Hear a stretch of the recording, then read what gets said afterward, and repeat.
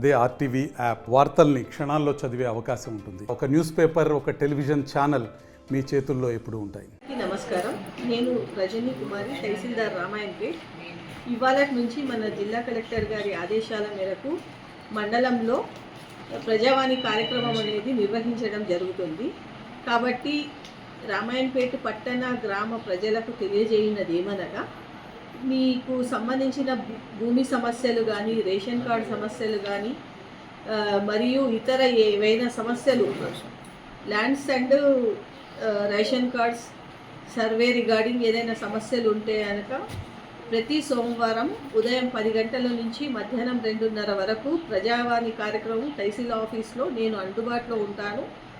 మీరు వచ్చి దరఖాస్తు చేసుకోవాల్సిందిగా తెలియజేయలేదు. Student activities and care. CRT training. Flexible curriculum. KL, deemed to be university.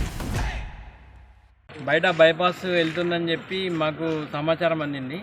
అయితే మేము వ్యాపారస్తులం అందరం కలిసి రామాయంపేట ఎంఆర్ఓ ఆఫీస్ మేడం దగ్గరకు వచ్చి మేము మెమరాండం ఇవ్వడం జరిగింది. మా వ్యాపారస్తులు దెబ్బతింటాయి బయట నుంచి బైపాస్ వెళ్ళిపోతే.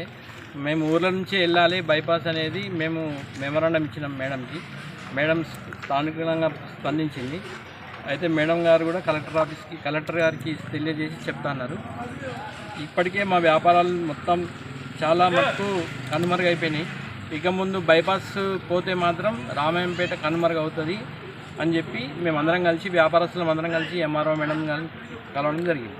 రామాయంపేట వ్యాపార రీత్యా ఇప్పటికే చాలా నష్టపోయింది. బైపాస్ ఇప్పుడు ఈ సిద్దిపేట బైపాస్ అయితే ఇంకా భారీగా నష్టపోతుంది. ఇప్పటికే వ్యాపారాలు చాలా తగ్గిపోయినాయి. నిజాంపేట మండలి కూడా మనకు చాలా బిజినెస్ అనేది తగ్గిపోయింది. ప్రతి వ్యాపారస్తునికి ఇదే ఇబ్బంది అవుతుంది. ఆ ఇబ్బంది కాకుండా ఈరోజు ఎంఆర్ఓ మేడం గారికి ప్రజావాణిలో పిటిషన్ ఇవ్వడం జరిగింది. సానుకూలంగా మేడం కూడా స్పందించారు. మరిన్ని వీడియోస్ కోసం ఛానల్ ని సబ్స్క్రైబ్ చేయండి. లేటెస్ట్ అప్డేట్స్ కోసం వాట్సాప్ ఛానల్ ని ఫాలో చేయండి. అండ్ లింక్ డిస్క్రిప్షన్ లో ఉంది.